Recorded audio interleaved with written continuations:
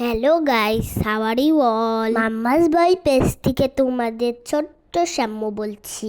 অনেক দিন পর আমি একটা ব্লগ নিয়ে আসলাম। আসলে আমি ঘুরতে গিয়েছিলাম, তো ঘুরে আসার পর আমার আবার স্কুলের এক্সামও শুরু হয়ে গেছিল, তাই ভয়েস দিতে দেরি হয়ে গেছে। কিছুদিন আগে আমি চেন্নাই গিয়েছিলাম ডাক্তার দেখানোর জন্য আর ঘোরার জন্য। প্রথমে আমরা এখান থেকে এয়ারপোর্টে চলে গেলাম। এই যে এয়ারপোর্টের ভিতরে আমি লাগেজগুলো নিয়ে যাচ্ছি।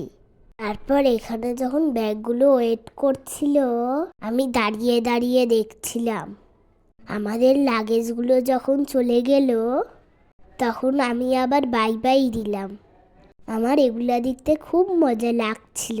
বোর্ডিং আর ইমিগ্রেশনের শেষ হওয়ার পর আমাদের হাতে বেশি সময় ছিল না, একটু ক্ষুধা লাগছিল। আমরা একটু নাস্তা করে ফেললাম। নাস্তা করতে করতে আমাদের এয়ারের টাইম হয়ে গেল। এয়ারে ঢুকার আগে প্যাকেট, জুতা, বেল্ট, মোবাইল, ঘড়ি এগুলা ওয়েট করতে হয়। আমরা সেখানে চলে গেলাম ওয়েট করার জন্য। সেখানে ওয়েট করার শেষে কিছুক্ষণ বসতে না বসতে আমাদের এয়ারের অ্যানাউন্সমেন্ট করলো। আমি ভিতরে গিয়ে বসে সিট বেল্টটা বেঁধে ফেললাম। কিছুক্ষণ পর আমরা চেন্নাই এয়ারপোর্টে পৌঁছে গেলাম। চেন্নাই এয়ারপোর্টটা যে কি সুন্দর!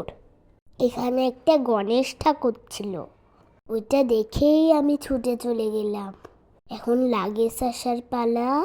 আমি দাঁড়িয়ে দাঁড়িয়ে দেখছিলাম আমাদের লাগেজটা কোথায়।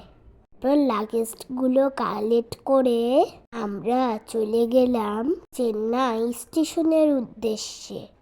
সেখান থেকে আমরা ভেলোরে যাব।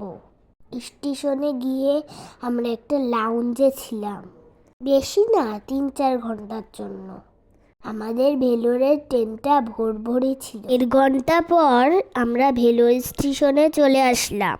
তারপর সেখান থেকে আমরা চলে গেলাম হোটেলে। চেন্নাইয়ের আরও ব্লগ আসবে সামনে। এর মতো এই পর্যন্তই। টাটা, বাই বাই, ভালো থেকো সবাই।